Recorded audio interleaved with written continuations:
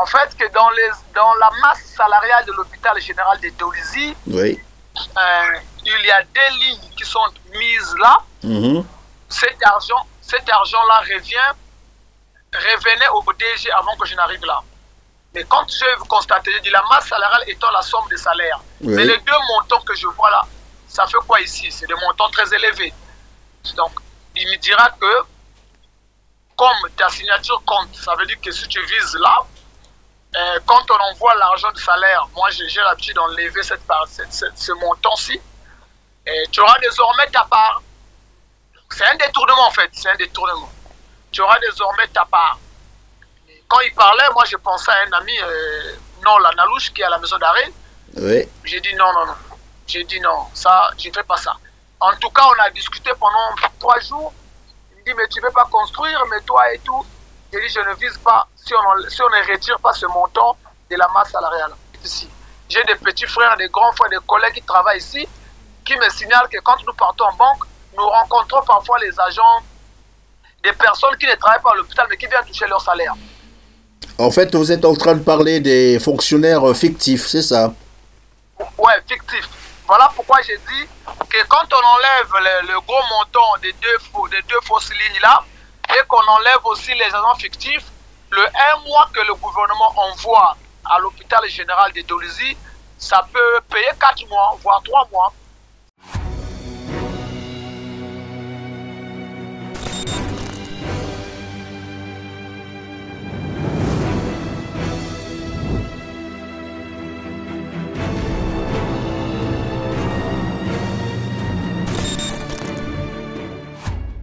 Mesdames, Messieurs, bonjour, ravi de vous retrouver sur R7 pour ce numéro Droit de savoir format radio. Je suis en compagnie de Fred Jonas Makita, j'espère que vous le connaissez.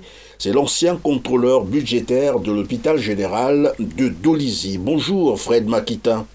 Bonjour Christian Perrin. Merci d'avoir accepté notre invitation. L'intérêt de cette interview portera sur les pratiques mafieuses instaurées dans l'administration congolaise, pratiques érigées d'ailleurs en mode de gestion des affaires publiques au Congo-Brazzaville avec pour conséquence la paupérisation des Congolais. Merci donc d'être avec nous sur R7 pour nous partager votre expérience que vous avez vécue à l'hôpital de Dolisie.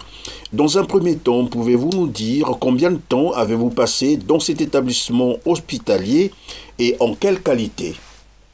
Exactement 23 jours, parce que j'ai été installé le 7 juin comme délégué au contrôle budgétaire. Le 7 Donc, juin 7 juin, oui, et le ministre du budget a mis fin à mes fonctions le 1er juillet. Donc, on considère 23 jours. Et vous étiez embauché là-bas en qualité de contractuel ou de personnel permanent? Non, j'ai été nommé. Je suis à la base, je suis pas agent de l'hôpital. C'est-à-dire que le ministre du budget, c'est lui qui nomme les contrôleurs budgétaires dans les établissements publics. Donc, mon rôle là-bas était de veiller à la bonne gestion du budget alloué par l'État et de veiller aussi aux dépenses. Donc, avoir l'œil sur les recettes. Oui, mais à peine nommé, aussi licencié, abusivement, s'il faut le dire comme ça, vous avez passé pratiquement 3 semaines d'exercice. Que s'est-il passé concrètement? Avant que je ne sois nommé là-bas, cet hôpital n'avait pas un contrôleur budgétaire. Ça veut dire que le DG était l'ordonnateur, c'est lui qui faisait tout avec sa comptable et le directeur de l'économie et finances. Quand on me nomme délégué au contrôle budgétaire, bien que le DG peut ordonner une dépense, mais si je ne trouve pas l'opportunité de la dépense, je ne vise pas, donc je ne valide pas la dépense. C'est là où commencent tous les problèmes. Donc, en ma qualité de délégué au contrôle budgétaire, donc je me suis rapproché du DG pour connaître la situation financière de l'hôpital, puisque la comptable était absente pendant mes 2 premières semaines. Elle vit à Brazza, elle est toujours absente. Et le DG m'a dit d'attendre la comptable. Quand la comptable arrive... Pardon, avant de continuer, Fred Makita, vous dites la comptable est souvent à Brazzaville, donc elle vit à Brazzaville. Et elle travaille à Dolisie. La comptable de l'hôpital général de Dolisie, Madame Oba, elle est toujours à Brazzaville, mais avec les frais d'émission de l'hôpital. Elle vient 3 jours. Bon, moi déjà, quand on m'a nommé, quand on m'a installé, je me suis rapproché du directeur des affaires médicales, parce que c'est lui qui gère la pharmacie autre. Je voulais comprendre sur les recettes. Ce directeur me dira que lorsqu'on verse les recettes à l'agente comptable, on n'a pas les journaux des recettes ni les déclarations des recettes. Je me rapproche du collaborateur de la comptable. Ils me font savoir qu'elle n'est pas là, elle est à Brazzaville. J'ai dit, mais je ne peux pas viser sur les états des besoins si je ne connais pas la situation financière de l'hôpital. Donc, 2 semaines après, la comptable est arrivée. Je me suis rapproché d'elle. Elle n'a pas voulu me présenter la situation financière de l'hôpital. Mais pendant ce temps, comme nous étions déjà en juin, le DG m'a présenté l'engagement des salaires du mois de juin que je devais viser. Quand je vérifie sur l'engagement des salaires du mois de juin, je constate qu'il y avait 2 lignes là-bas qui n'avaient rien à voir avec les salaires. Puisque la masse salariale étant la somme des salaires, donc j'ai demandé au DG, mais je vois ici, là, les 2 lignes là, ça fait quoi? Pendant 3 jours d'échange, je ne voulais pas m'expliquer. Après, il me dit non, mais tu comprends, ces 2 lignes-là, ça nous revient. Tu vises, tu auras ta part. Et bon, pardon, lorsque vous dites les 2 lignes pour les téléspectateurs ou les auditeurs qui nous suivent, de quoi parlez-vous concrètement? Est-ce que en français facile, vous pouvez nous expliquer c'est quoi? En fait, que dans la masse salariale de l'hôpital général de Dolisie, oui. Il y a 2 lignes qui sont mises là. Cet argent-là revenait au DG avant que je n'arrive là. Mais quand j'ai constaté, j'ai dit la masse salariale étant la somme des salaires. Oui. Mais les 2 montants que je vois là, ça fait quoi ici? C'est des montants très élevés. Donc, il me dira que, comme ta signature compte, ça veut dire que si tu vises là, quand on envoie l'argent du salaire, moi j'ai l'habitude d'enlever ce montant-ci, tu auras désormais ta part. C'est un détournement en fait, c'est un détournement. Tu auras désormais ta part. Quand il parlait, moi je pensais à un ami, non, la Nalouche qui est à la maison d'arrêt. Oui. J'ai dit non. J'ai dit non, ça, je ne fais pas ça. En tout cas, on a discuté pendant 3 jours. Il me dit, mais tu ne veux pas construire, mais toi et tout. J'ai dit, je ne vise pas si on ne retire pas ce montant de la masse salariale. Pardon, pardon Fred, vous avez dit, ça c'est le directeur général de l'hôpital qui vous dit, vous ne voulez pas construire. Une façon de vous dire que on a toujours coutume de faire comme ça, et toi bien aussi c'est... Ce n'est pas vous qui allez changer ces pays et tout. Et après, il a convoqué une réunion avec le staff, puisque le directeur économique et finance qui était aussi absent était rentré. Oui. Et ça a fait que la comptable aussi était maintenant rentrée. Donc, le directeur, le président du comité de direction de l'hôpital oui. était aussi arrivé à Dolisie à organiser une réunion avec nous parce que moi, je l'avais appelé au téléphone. Le président du comité de direction de l'hôpital, je lui avais fait état de ça. Donc, il est venu en mission à Dolisie. Il nous a entretenus, DRH, comptable, directeur économique et finance, le DG. Et à cette réunion, le DG a posé le problème. Moi, j'ai dit que je ne pouvais pas viser sur ça, parce que c'est un détournement. Le DG dira à tout le monde, mais dorénavant, nous allons monter un comité parmi nous ici. C'est maintenant à nous de gérer cet argent, de voir qu'est-ce qu'il faut faire de ça. Tous sont tombés d'accord, mais moi j'ai dit non, moi je ne vise pas sur ça. Et après, tous m'ont rejoint en dehors de la comptable qui soutenait le DG. Donc le DRH, le DEF et le président du comité de direction a dit on retire ça. On s'est tombé d'accord qu'on retire ça. Mais la comptable et le DG ont refusé. Et le DG a dit je ne peux pas retirer ça, je dois aller voir le ministre. C'est lui qui me demandera de retirer ou pas. Est-ce que cela veut dire, pardon Fred, est-ce que cela veut dire que le ministre aussi était conscient qu'il existait 2 lignes finalement, avec bien entendu, comme vous l'avez expliqué tout à l'heure, donc de l'argent supplémentaire, c'est-à-dire une ligne budgétaire supplémentaire? À en croire ce qu'a dit le DG, on peut dire oui, parce que le DG a dit je ne peux pas retirer ça, je dois aller voir le ministre. Le président du conseil de Pardon, direction Fred Bakita, c'est qui le DG? Comment il s'appelle? Maurice Pompolo. Le directeur général de l'hôpital de Dolisie, c'est ça? Oui, Maurice Pompolo. Et donc c'est lui qui vous dit qu'il doit aller voir le ministre s'il faut retirer ou non cette ligne budgétaire supplémentaire. Dans l'urgence, dès demain là, je vais voir le ministre. C'est à lui de me dire, c'est à lui de me dire si on va retirer ou pas. Et puis je verrai si Makita va refuser la décision du ministre. Je lui ai répondu devant tout le monde.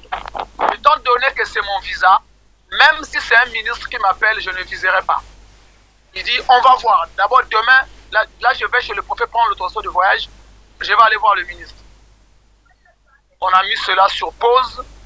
Et j'ai demandé à tout le monde, j'ai dit, depuis que je suis ici, la comptable ne veut pas me présenter la situation financière de l'hôpital. Et la comptable, c'est qui? Madame Oba, elle s'appelle Madame Oba Edith. Oui. Donc, j'ai dit au président du comité de direction, comme vous êtes là, le DG, nous sommes tous là, on doit régler ce problème parce que moi je n'ai pas la situation financière de l'hôpital, je n'ai pas les journaux des recettes, les déclarations des recettes, et toutes les sources qui font rentrer l'argent me font savoir que quand on verse à la comptable, c'est elle qui gère tout, on n'a pas la traçabilité. La comptable a dit, je ne peux pas te donner ça et te présenter tout ça là, je refuse. Le président du comité de direction a dit à la comptable, non, c'est dans ses prérogatives. Et au fait, apportez-moi le texte des prérogatives de Makita. Ça, c'est le président du comité de direction, Jean-Jacques Mora, qui demande. Le DRH s'est levé, allait à son bureau, emmener le texte. Dès que le président du comité de direction a à ce moment lu le premier paragraphe, il a dit, mais la comptable, il n'y a pas de débat. Makita est là pour autoriser les dépenses, viser, valider, tout. Donc, vous devez lui présenter ce qu'il demande. La comptable a catégoriquement refusé devant le président du comité de direction. Moi, j'ai dit à tout le monde, mais tant qu'il n'y a pas la transparence, moi, je ne vais rien viser ici. Et le DG a pris la parole pour dire à la comptable, mais attends, présente-lui ce qu'il demande. Même moi aussi, à mon niveau, il y a certaines informations qui m'échappent que vous ne me formez pour me donner plus. Mais le délégué là, présente-lui ce qu'il demande. La comptable a refusé. Après, elle a même dit non, moi d'abord, demain, je répare à Brazza. Le président du comité de Solo lui a dit, oh, mais tu peux repartir à Brazza, moi, celui-là, demain, on continuera une autre réunion. Elle dit, pardon, Fred Makita, juste une petite parenthèse. Elle dit qu'elle repart à Brazza. Finalement, elle est agent de l'hôpital de Dolisie, ou bien elle aussi a été affectée là-bas par le ministère et qu'elle peut se déplacer comme elle veut. Normalement, elle doit être fixe à Dolisie parce qu'elle est nommée comptable de l'hôpital de Dolisie. Elle doit vivre à Dolisie. Parce que le président du comité de direction l'a même dit, mais attendez, vous travaillez à Dolisie, vous allez repartir demain, mais pourquoi vous êtes toujours à Brazzaville? Et le DG a confirmé, ah, mais c'est comme ça, elle est toujours absente. J'ai même dit, mais attendez, nommez-nous une personne qui sera disponible. Le président du comité de direction lui a dit, mais dans ce cas, demandez l'affectation pour vous nommer à Brazza. Elle dit, non, moi j'ai mes enfants là-bas, j'ai ma famille là-bas, je pars demain. Le CODIR lui a dit, vous ne partez pas. Elle a dit, moi je vais partir. Donc on s'était séparés un peu comme ça. Elle avait bafoué l'autorité du président du comité de direction. Et donc tous, on attendait maintenant la suite de demain. Et le lendemain matin, c'est là où le DG est parti sur Brazzaville. Mais avant ça, tellement qu'on ne me permettait pas de bien travailler, j'avais informé ma hiérarchie donc que le DG du contrôle budgétaire. Le DG par intérim, parce que le DG du contrôle budgétaire est malade. Il y a un monsieur, Iwanda, je crois, qui assure l'intérim du DG du contrôle budgétaire. Je l'ai écrit sur WhatsApp, je l'ai appelé pour exprimer ma situation. Il me dit non, ça va se régler et tout. Et après, à chaque fois que je l'ai dérangé, je dis bon, dans ce cas, je dois faire un rapport d'urgence. Puis c'est moi, mes rapports, normalement c'était des rapports mensuels. Comme j'étais installé le 7 juin, je devais produire le rapport le 7 juillet. Oui. Et par rapport à la situation, à la gravité de la situation, j'ai dérangé le DG par WhatsApp, au téléphone et tout. J'étais obligé de faire un rapport rapidement. Mais j'étais aussi pris de coup parce que dès que le DG de l'hôpital est parti à Brazza, oui, quand il revient 2 jours après, il revient avec la note signée du Ludovic Gatté, le ministre, qui me fait à mes fonctions. Et pour moi, je peux vous dire que cette note a été aussi animée par j'avais demandé au DG que je dois faire le contrôle des effectifs de cet hôpital. Oui. Vous m'avez dit qu'il y a 494 agents. Oui. Et moi, je suis un enfant de Douzi. Par rapport aux informations que j'ai détiens, moi, je ne pense pas qu'il y ait 494 agents. Mais nous devons faire un contrôle physique. Et étant donné qu'on veut payer les salaires d'ici la semaine prochaine, oui. C'est une bonne occasion. Tous les agents de l'hôpital vivent à Dolisie. Ils seront motivés d'aller toucher leur salaire. Comme les salaires sont affectés à la banque postale, c'est nous-mêmes qui envoyons ce salaire à la banque postale. On peut prendre une réquisition pour demander à la banque postale, avant que chaque agent vienne toucher son salaire, il passe d'abord à l'hôpital, on fait le contrôle physique. Oui. Le DG s'est opposé à ça. J'ai dit au DRH, normalement c'est ton rôle, parce que moi, quand je vais viser sur la base salariale, mon visa là veut dire que je suis d'accord avec les effectifs, donc la masse salariale. Je suis aussi d'accord avec tout ce qui est là. Donc, mais tout ce qui est là, je dois connaître, est-ce que les 494 agents sont vraiment les agents? Parce que moi, je sais qu'il y a des effectifs ici. J'ai des petits frères, des grands frères, des collègues qui travaillent ici, qui me signalent que quand nous partons en banque, nous rencontrons parfois les agents, des personnes qui ne travaillent pas à l'hôpital, mais qui viennent toucher leur salaire. En fait, vous êtes en train de parler des fonctionnaires fictifs, c'est ça? Ouais, fictifs. Voilà pourquoi j'ai dit que quand on enlève le gros montant des deux fausses lignes là, et qu'on enlève aussi les agents fictifs, le 1 mois que le gouvernement envoie à l'hôpital général de Dolisie, ça peut payer 4 mois, voire 3 mois. C'est dans ce sens. Et vous avez eu l'idée sur le montant, la masse salariale, en termes de chiffres, qu'est-ce que ça donne? Ouais, j'ai les chiffres, mais je préfère pas donner les chiffres ici. Et les services ont les chiffres. Ma hiérarchie a les chiffres, c'est-à-dire les preuves de ce que je dis. Mais la difficulté que j'ai, cher Christian Perrin, c'est que c'est comme si j'envoyais mon rapport où je me plaignais aux complices.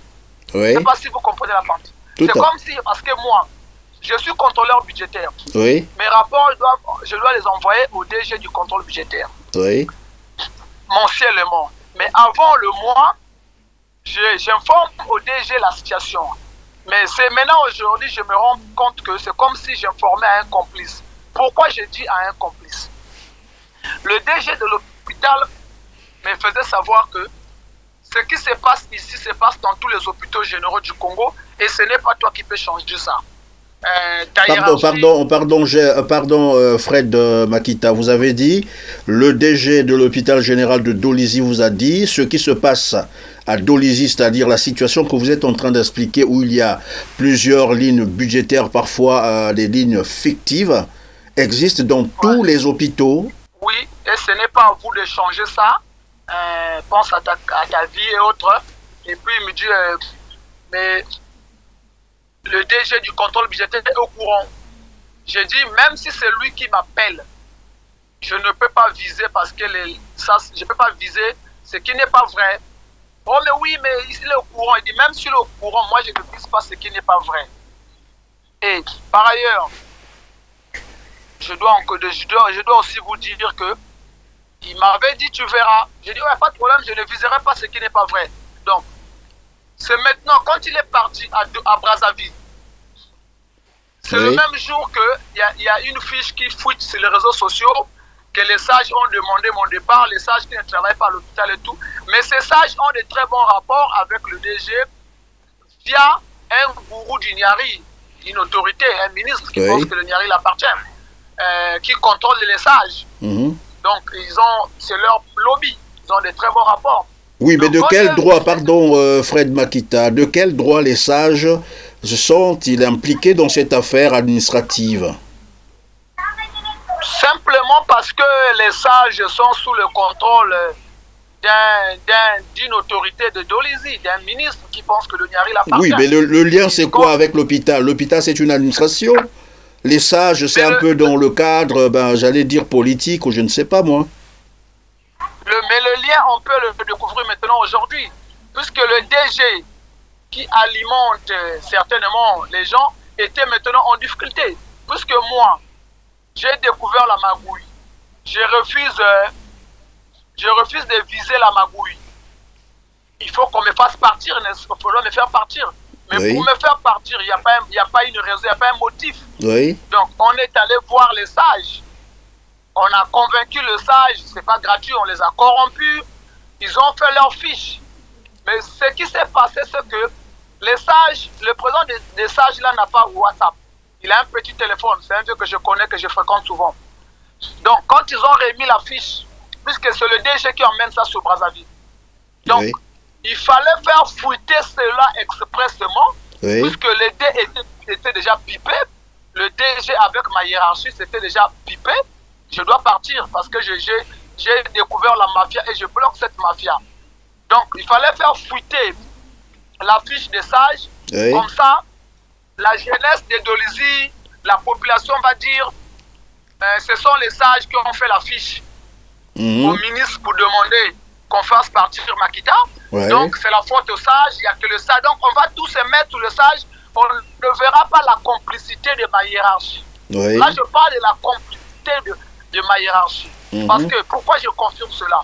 Quand le DG est parti à Brazzaville, quand il revient sur Dolisie, Oui. c'est là où ma note qui m'a fait à mes fonctions arrive à Dolisie. La note signée par le ministre Ngatse, c'est ça? Ouais, le DG avait dit qu'il partait voir le ministre. C'est le ministre qui va décider si on doit retirer ces lignes que Makita refuse de viser ou pas. Mais on verra. Cela veut dire, pardon Fred Makita, cela veut aussi dire que le ministre Ngatse est complice de ce système mafieux installé à l'hôpital général de Dolisie. Parce que s'il accepte de virer parce que vous avez voulu instaurer, comme qui dirait, l'orthodoxie financière, et qu'il se permet de vous virer, ça veut dire que lui également était complice de ce système. Bon, on peut le dire parce que il me reproche quoi? Je suis installé le 7 juin. Un mois, c'est je devais faire atteindre un mois le 7 juillet pour envoyer mon rapport à la hiérarchie. Oui. Mais avant même le un mois, je me suis arrangé à envoyer un rapport subcontentiel au directeur général des contrôles budgétaires. Parce que d'après les textes, c'est à lui que je dois envoyer le rapport. Et lui et moi, on parlait au téléphone, tout le temps, je me plaignais. Mais quand le DG dit en pleine réunion qu'il va aller voir le ministre qui décidera, et je réponds au DG que même si le ministre m'appelle, je ne viserai pas cela, parce que c'est de la magouille. Et que le DG part à Brazza, il revient sur Pointe-Dolisie le même jour. Quand il revient, c'est là où le préfet d'Ignari nous invite à la préfecture, Makita, avec certains jeunes leaders d'opinion d'Ignari, avec le bureau des sages, le président du conseil départemental, le maire, le haut commandement d'Ignari était là, et lui-même le préfet. C'est là où le préfet me présente la note qui met fin à mes fonctions.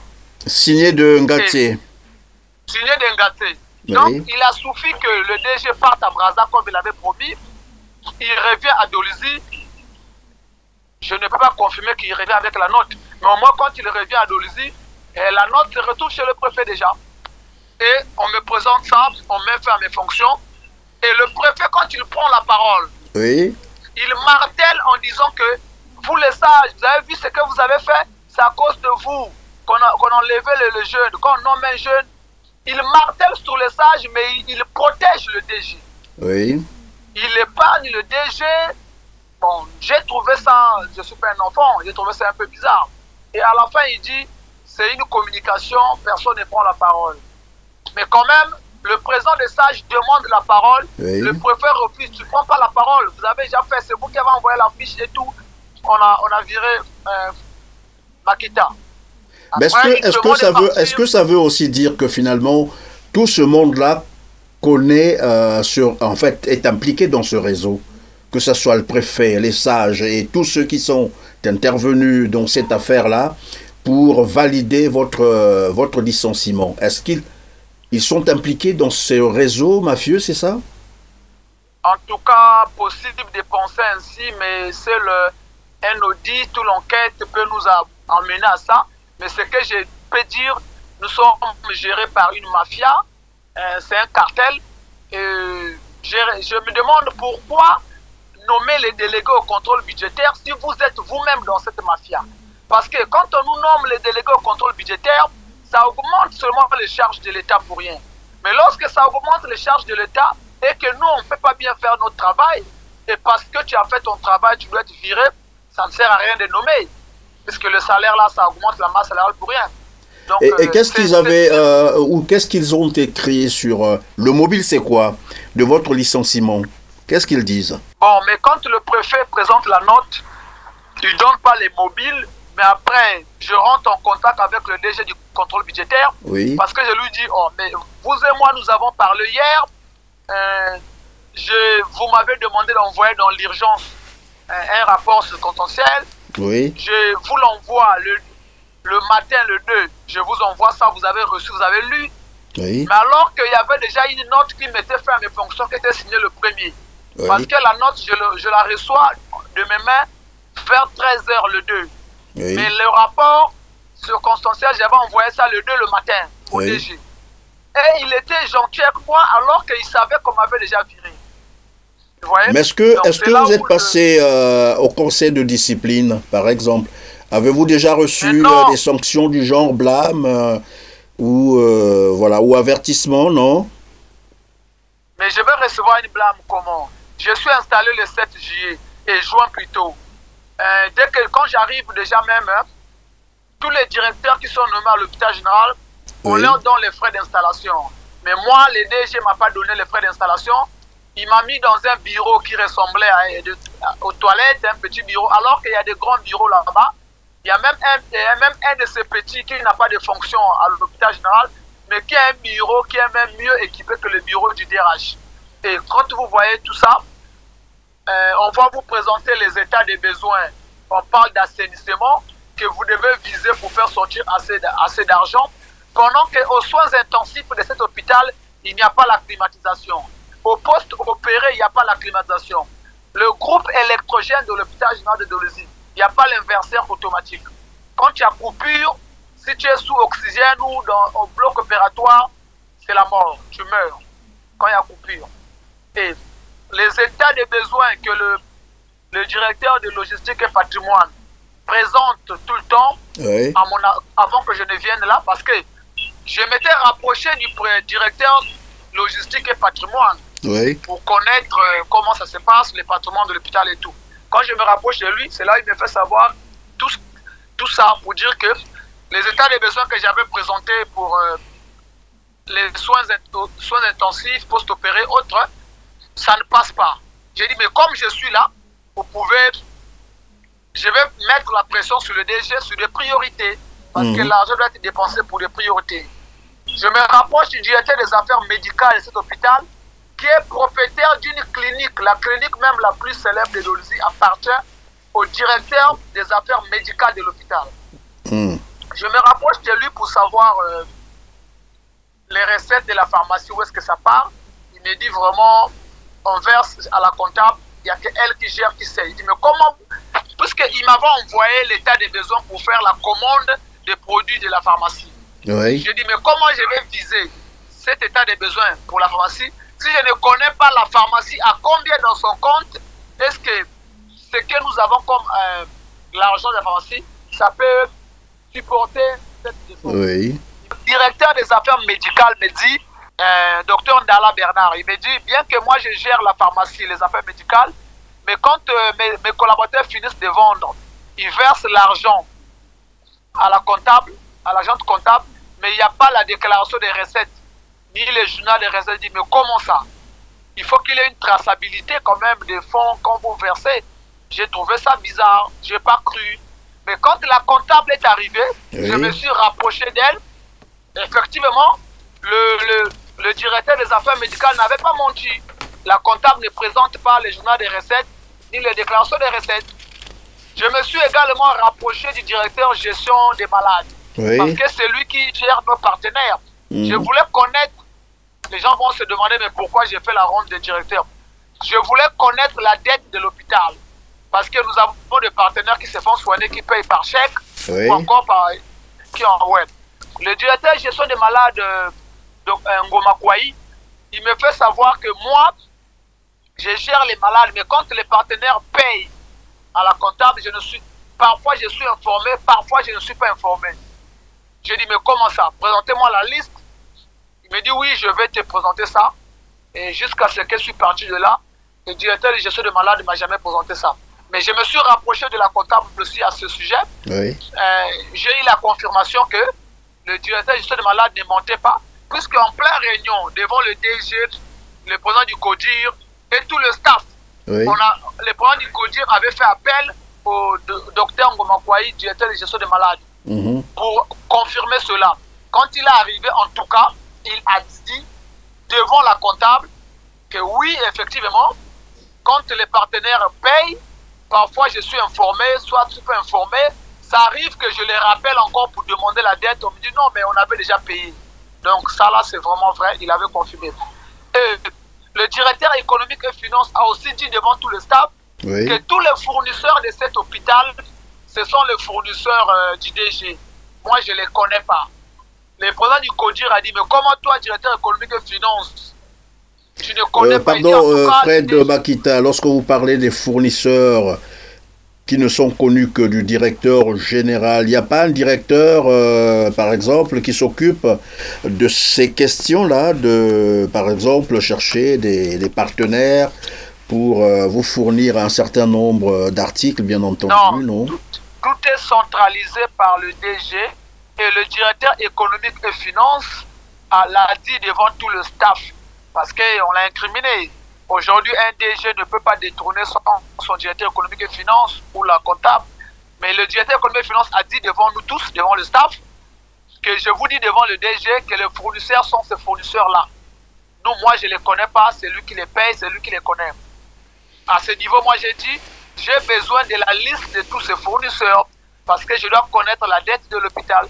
Si je n'ai pas cette liste, je ne vois pas comment je peux viser pour qu'on paye un fournisseur. Je dois connaître qui est fournisseur, qui ne l'est pas. Le directeur économique et finance m'a dit, je vais te fournir la liste. Et le lendemain, le directeur économique et finance m'avait fourni la liste. Il faut reconnaître que quand j'étais installé, c'était à l'absence du directeur économique et finance. Ils sont venus à Dolisie presque au même moment que la comptable. Mais certains dossiers ou documents que la comptable m'avait refusé de me présenter, le directeur économique et finance m'avait présenté ça, comme la liste des fournisseurs, les documents par exemple là où le DG fait sortir l'argent sans mon visa, c'est une dépense inéligible. Ça au moins il m'avait fourni ça. Mais le secret de la comptable sur les journaux des recettes et autres, ça même le directeur économique et finance n'a pas ça. Donc la comptable gère l'argent de l'hôpital général comme si c'était sa clinique en fait. C'est un secret entre lui, elle et le DG. Donc... Et donc, vous disiez tout à l'heure, le directeur économique et finance, lui aussi souvent est à Brazzaville, la comptable pareil. Et c'est des fonctionnaires qui sont pourtant embauchés et qui doivent travailler en poste à Dolisie. Bon, lorsque j'ai été installé, le directeur économique et finance était malade. Ça, vraiment, il y a eu des témoignages, il était malade. Il était donc à Brazzaville à la période où j'étais installé. Mais la personne qui est tout le temps à Brazzaville, qui vit à Brazzaville, c'est la comptable. Parce que après notre réunion avec le président du comité de direction, la comptable est repartie à Brazzaville et le directeur économique et finance est resté à Dolisie puisqu'il n'est plus malade. Il était parti à Brazzaville. La coïncidence avait fait que la période que moi j'étais installé, lui il était à Brazzaville pour des questions de santé. Et 2 semaines après, donc, il est rentré sur Dolisie. Il était même rentré avant la comptable. Et donc, voilà, donc vous disiez que la comptable est souvent à Brazzaville parce que sa famille est là-bas, alors qu'elle est en poste normalement à Dolisie. Et elle gère la caisse de l'hôpital comme voilà, son patrimoine, son bien privé. Elle ne rend compte à personne. Okay. En tout cas, c'est entre elle et le DG. En dehors de ça, elle ne rend compte à personne. Et puis, ma hiérarchie était au courant de tout ça. J'avais mis ces éléments à leur disposition. Donc, voir que le DG part à Brazzaville voir le ministre, il revient, moi je suis viré. Je trouve que ma hiérarchie, il y a une complicité avec le DG. Parce que vous m'avez envoyé en mission, vous m'avez nommé pour aller contrôler vous faire respecter les dépenses. Oui. Mais je vous informe de ce qui se passe.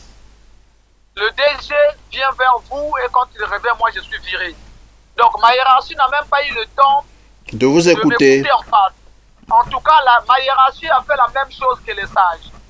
Puisqu'on dit que le DG était allé se plaindre auprès des sages. Que Makita ne veut pas viser les documents, il bloque l'administration. Les sages ont écrit leurs fiches sans m'écouter, alors que tous qui me connaissent, ils ont mon numéro de téléphone. Tout le bureau des sages me connaissent. Parce que j'étais candidat aux législatives en 2022 à Dolisie, et je suis quand même un jeune populaire à Dolisie. Les sages, je les fréquente quand il y a des situations, ils me connaissent. Ils ne m'ont pas interpellé pour m'écouter. Et le DG aussi est allé voir le ministre qui est ma hiérarchie. Le ministre aussi ne m'a pas interpellé pour m'écouter, il prend une note pour me virer. Donc, je trouve que, avec la parole du DG qui me disait que ce qui s'est fait ici, c'est fait dans tous les hôpitaux généraux du Congo, voilà pourquoi j'ai pitié pour le pays, j'ai mal au cœur. À savoir que nous traversons une période où nous avons les arrêts de salaire partout dans l'établissement public. Oui. Mais quand je vois déjà l'hôpital général de Dolisie, si on peut écarter le montant que j'ai refusé de viser, qui m'a coûté mon départ, et le contrôle des effectifs, parce qu'il y a plein d'agents fictifs là-bas, si on peut faire ce contrôle-là que le DG m'a empêché de faire avec le DH, ils m'ont empêché de faire, vous allez constater que on peut se retrouver, ce que le gouvernement envoie par mois pour payer les salaires, ça peut payer 3 mois, pourquoi pas 4 mois. Et ça va soulager les travailleurs. D'où moi je pense que c'est vrai, on peut incriminer le chef de l'État, parce que c'est lui qui les nomme, c'est lui qui les maintient là, mais j'ai comme l'impression qu'il maintient au gouvernement les gens qui travaillent contre lui. Parce que quand même, protéger un DG, alors que moi j'ai les éléments qui prouvent qu'il est dans la magouille, les documents que je n'ai même pas rendus publics, j'en ai, oui. Il est dans la magouille, et ma hiérarchie met fin à mes fonctions, sachant que quand je suis installé, le DG a même refusé de me donner mes frais d'installation, donc j'ai vécu à Dolisie pendant 3 semaines comme un chien, mais j'ai compris à la fin qu'il ne voulait pas me donner mes frais d'installation parce que dans la galère, je vais accepter de viser n'importe quoi. Mais j'ai résisté, je n'ai pas visé jusqu'à la fin. Au lieu qu'on nous interpelle tous, au lieu que le ministre du budget, même via son DG, puisse peut-être m'écouter sur procès verbal, non, il écoute le DG et il me vire. Non, ça fait pitié. Ça fait pitié, c'est parce que tous les contrôleurs budgétaires qui sont nommés de gauche à droite, moi je pense que c'est une charge inutile pour l'État congolais. Ça serait même mieux de retirer les contrôleurs budgétaires. Parce que si déjà moi, je découvre la magouille, je dis bien je découvre la magouille, si on m'interpelle, je peux répondre parce que j'ai ça avec moi. J'en ai gardé quand même, peut-être pas les documents, mais j'ai gardé les preuves de cette magouille. Je découvre la magouille. Oui. Je mets à la disposition de ma hiérarchie les informations sur cette magouille. Mais moi, je croyais que le DG du contrôle budgétaire devait me recevoir sous Brazza. Je lui présente la magouille et on lance une enquête pour étouffer cette magouille. Sinon, à quoi ça sert d'avoir un DG du contrôle budgétaire s'il ne peut pas empêcher la magouille, s'il est là à pérenniser la magouille? En tout cas, c'est une mafia. Nous sommes gérés par un cartel. Donc, je ne sais pas. Je comprends qu'il y a des informations parfois qui échappent au chef de l'État.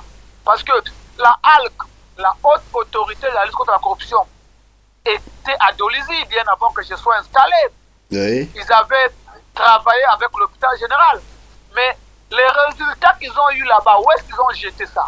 Parce que le résultat déjà de la HALC avec l'hôpital général suffisait pour lancer une enquête et pour arrêter la magouille. Je ne sais pas où est-ce qu'ils ont jeté les résultats là. Je n'étais pas encore installé, mais j'ai été informé de ça. Merci.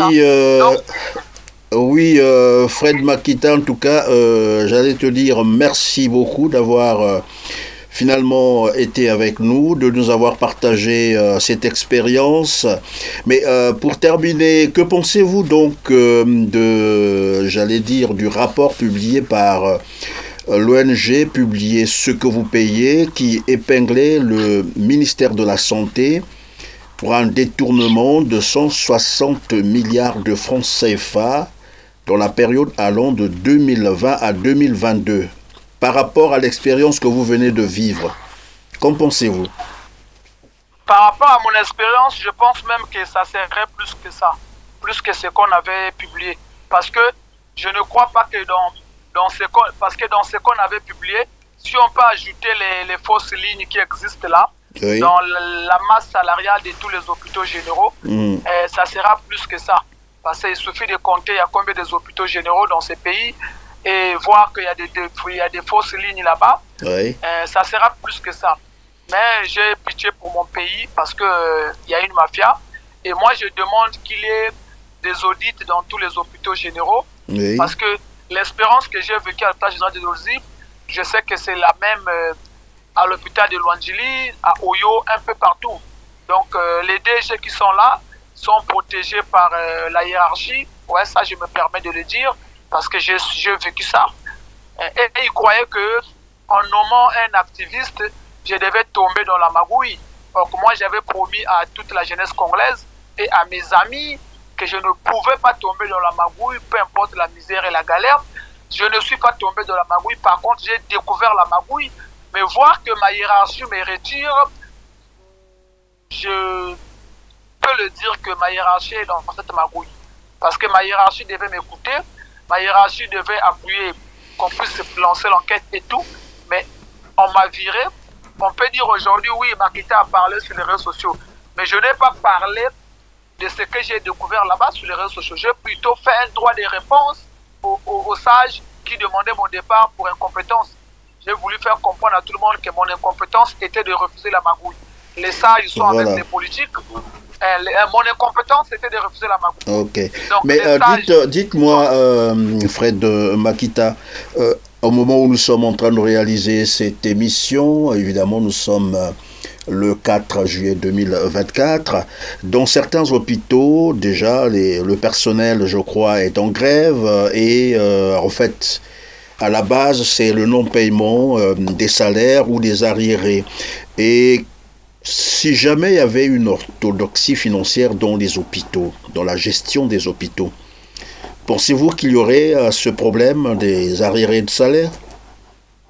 Non, non, non, non. Si le gouvernement peut appliquer ce que j'ai découvert là-bas, il n'y aura pas d'arriérés de salaire. Parce que comme je vous ai dit, ce que le gouvernement envoie pour payer un mois de salaire à l'hôpital général de Dolzi, ça peut payer 4 mois.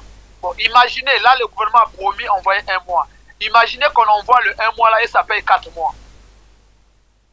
Et on envoie ça paye 4 mois. Il n'y aura pas d'arriérés. Moi je pense que même quand on va appeler le FMI autre, c'est volontaire. Le gouvernement sait, ils ont la solution. La solution, c'est le vrai contrôle. Ils le savent. Mais ils envoient des contrôleurs corrompus. Ils disent que le droit des réserves. Donc le droit des réserves, c'est de protéger le vol et la magouille. Non, je suis désolé. La grève, pour moi, est volontaire. Le gouvernement veut qu'il y ait la grève. Parce qu'on a la solution. La solution, je l'ai proposée au gouvernement. Les audits dans tous les hôpitaux généraux, un vrai contrôle, on n'aura pas les arriérés de salaire parce que les DG des hôpitaux généraux sont en train de se sucrer, s'enrichir avec leur hiérarchie. Et aujourd'hui, dans les hôpitaux généraux, il y a deux sortes de ministères. Il y a deux ministères qui gèrent les hôpitaux généraux. Le ministère de la Santé et le ministère du Budget, parce que le contrôleur budgétaire est nommé par le ministère du Budget. Donc, cette magouille est faite par le ministère de la Santé, le ministère du Budget, qui protège les DG, qui détournent l'argent. Et ça revient sur le gouvernement. Merci Fred Makita d'avoir été avec nous sur R7. Mesdames, Messieurs, c'est la fin de cette émission. Format radio sur R7. Likez, partagez nos émissions pour nous aider évidemment à mieux informer le monde, à mieux informer les Congolais. On se dit donc au revoir et à très bientôt. Merci.